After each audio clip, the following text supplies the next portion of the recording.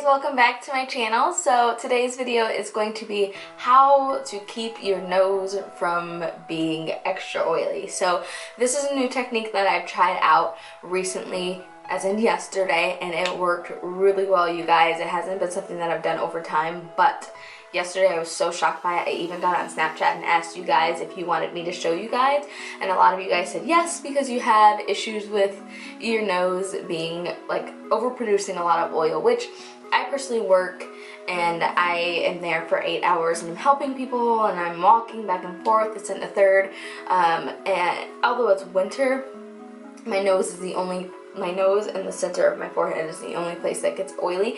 Everywhere else is pretty normal to dry, especially in the winter time. So for me to find something that really works, I was super excited about. So I'm just gonna let you guys know some tips and tricks and just pretty much show you guys how I did my foundation routine and everything like that yesterday. This is also full coverage, full glam, everything like that. So if you personally don't like a full glam or to do as many steps as I do, because even when I'm explaining things to people at work, they're like, that's too much. So if you're one of those people that just don't feel like doing all of this, you can just do what I do and then apply your foundation and then call it a day. You don't have to continue on after that. And if you're not interested in seeing it after that, then just exit this video. But nonetheless, if you want to see how I keep my oil from breaking through on my nose, then please keep on watching. So the first thing I do is choose my primers accordingly. So as I mentioned, my nose is the only area in the center of my face, so my T-zone is the only area where I get oily. So I have to use two different primers. So the first primer that I use is the Soap & Glory Kick-Ass Super Blur Primer. This you can get at Walgreens, only beauty differentiated stores at Walgreens, or you can order on walgreens.com, but it's about 10 bucks, so it's really inexpensive for a drugstore primer. So you just apply it as you would with, you know, any other stick concealer or stick product. I just kind of work it into my face like this. Also my cheek area, because this, my pores are humongous. They've been getting smaller because I've been using pore minimizing serums and stuff like that, but my pores are still really large. So, and then you can just kind of rub it in on your face. And then after that, I go into the CoverGirl TruBlend face primer. Now this one's for oily skin. They have a normal, they have a dry, they have a combo, and they have a oily skin. So this one's more of a lotion base as opposed to like a silicone. So I take about that much and I just work it into the T-zone. And I also put a little bit on my chin just in case. But mainly the T-zone is where I find that I have the most problems. So this base, as I mentioned, is more so like a lotion. So right after that, I don't like really push the lotion right into my skin or the primer into my skin. Sorry, it fell. Right after that, I go right in with a translucent setting powder. So the one I used personally was the Airspun loose base powder. This is in translucent extra coverage, so it gives a little bit of extra coverage. So since it's a loose powder, I just kind of take it with a brush. And yesterday I just used a powder brush. This is the F10 by Sigma. And I take a generous amount. I don't, shake off the excess or anything like that. And I just pat it onto my nose. You're gonna look white. It's gonna have a white film, but after you finish the rest of your face, it will not. And I also make sure to take it everywhere where I get oily. So everywhere, it does have a strong scent, but everywhere where you get oily, you want to pack this on. And I'm telling you guys, I packed on quite a few layers. Like my nose literally looked white. Because I packed on so much. So in doing this, you're essentially setting that primer into your skin, locking it into your skin, and then going on top of it and setting it with a powder, so that powder is soaking up any excess oil that's gonna break through your nose. So it's kind of like 2 layers. So you have your skin, you have the primer on top of that, then on top of that you have a powder, then on top of that you have your foundation, and then your concealer, and then your setting powder. So you have essentially like 5 or 6 layers above your skin. Doesn't feel cakey, I promise you guys. It didn't feel any different than a regular primer feels on my skin or when I normally do my makeup, but it just adds that extra layer of protection against the oil. So I just, like I mentioned, I packed a lot on, you guys, because my nose gets so oily. And I also bring it along the sides because it's not just my nose, it also happens on the side and in the center of my face. So now I look like I just sniffed a lot of Coke, but promise I didn't. But after that, that's when I go in with my foundation, and I always use something that is oil-free. It's designed for oily skin, so I am personally using the Kat Von D Lock It Tattoo Foundation. This is 24-hour wear, full coverage, transfer resistant, and matte finish, and this is in the shade Deep 78.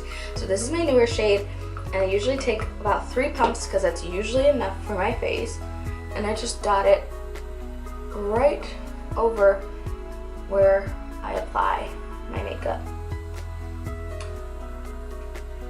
Once again, you can also still do this if you wear a BB cream, if you wear a CC cream, if you wear anything like that and you don't like a lot of coverage. So I'm gonna go in and blend that out with my beauty blender. That's how I always blend out my foundation.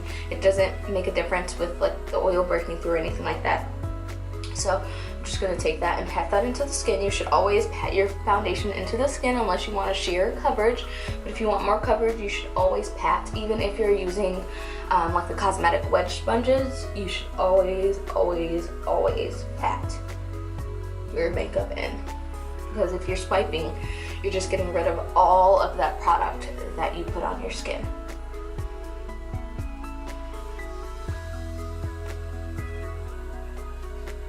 So then after that, I'm just gonna go in with my concealer. I really like using the Urban Decay Naked Skin Concealer. This is the weightless concealer, so it's pretty thin, but still full coverage.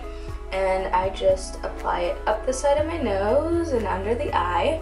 If you don't want to highlight, but more so just conceal, you can just take it kind of right under your eye like that, so you don't have to do as much. But you don't want to ever just put it here.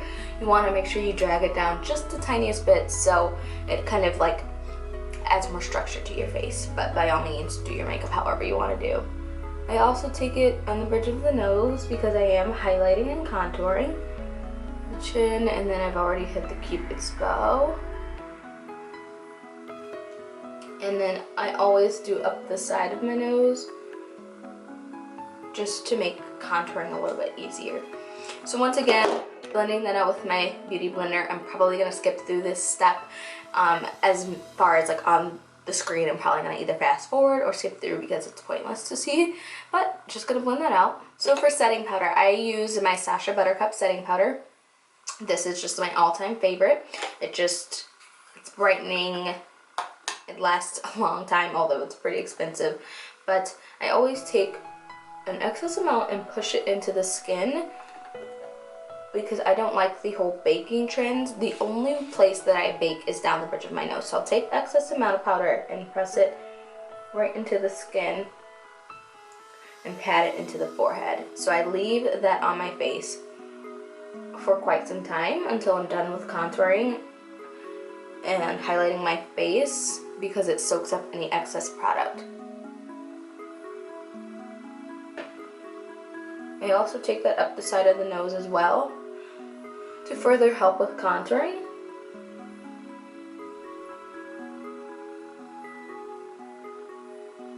And then majority of the time I'll just add a little bit of powder on the side and just let that bake a little just to help further slim down. So now I'm just going to go into contouring. I'm using my Becca multi-sculpting powder. This is in deep bronze. It's a multitasking powder. And I use a powder brush, and I like to really use a powder brush just to further kind of like not so much contour, like a defined contour, but more so add like a bronzing effect.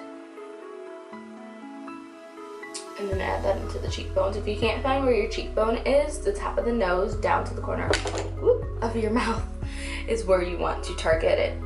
And then I always do my forehead because I have a large forehead, but if you have a smaller forehead, you could either skip or just do the very outer perimeter. And then for blush, I'm using my Wet n Wild, the Blush and Berry Shimmer, one of my favorite blushes. I just use standard blushes when it comes to my face. Usually a pink blush. And I apply that to the cheekbone and work backwards. Then for highlighter, which is my all-time favorite, I usually use my MakeupForever Multi-Sculpting Duo, or now they make them in just the single forms. I usually use that number 2, and it's a golden one, and I use a fan brush that I got from BH Cosmetics. It was their purple brush set, probably about 10 years ago now. So I just apply that to the top of my cheekbones, and if you want a more intense highlight, you can grab a setting spray and wet your face or wet your brush, and then go into the highlighter. And that's gonna give it a really shiny, kind of metallic glow. I also take it up the side of the forehead, just that way when I'm turning my face, the light naturally hits, so I don't have it here. The light naturally hits right here on the forehead. Don't go overboard like I do, but just the tiniest bit of it will add a little bit of shine, so that way when you turn, boom, you're catching the light, you know what I mean? And also, don't be discouraged. See over here, I have a couple pimples that are going away. If you have some texture, some extra, you know, large pores, you can still highlight, and you can still highlight to the gods if you want to. Just do what makes you happy, you know what I mean? Because there are gonna be people like, oh my gosh, you have pimples over there. It's like, who cares? So now I always take my beauty blender and just push the powder into the skin. I usually don't show this on camera, but I always press it into the skin, and that way it's another layer. And then I just go in and contour my nose, and I usually use the Sigma E39 Buff and Blend brush and just take that on the side of my nose to contour. Nana, I'm filming, can you not yell? I'm filming, can you not yell, please? Thank you. If your nose contour ever looks too harsh, just go back in with the beauty blender and go over it. Then you just take your highlight. I usually take my ring finger and I just, I'll tap it on the tip of my nose and also the bridge. So yeah, you guys, that pretty much wraps up what I do to keep my oil from breaking through my nose, to keep it at bay. It worked for me yesterday, and I'll try to include a Snapchat clip of me talking and you guys seeing my face, but that is my full coverage how to keep your nose oil from breaking through. So I hope you guys enjoyed the video. I love you all, and I'll see you guys very soon. Mwah. Bye.